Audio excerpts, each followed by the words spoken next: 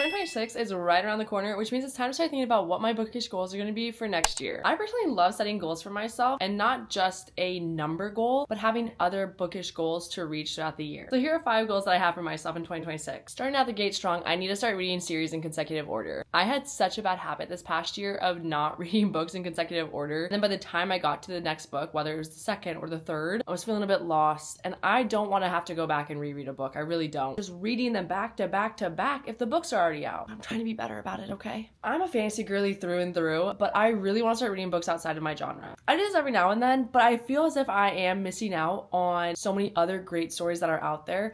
I know what I like, and so I tend to just go towards the things that I know that I'm going to love. Getting uncomfortable reading different types of stories is so important and so crucial. So my goal is to at least read a different book outside of my genre once a quarter. And I know some of you might be like, that's only 4 books a year, Carly. Hear me out. If you set your goals low, it's really awesome when you overachieve them. That's probably what I'm gonna do.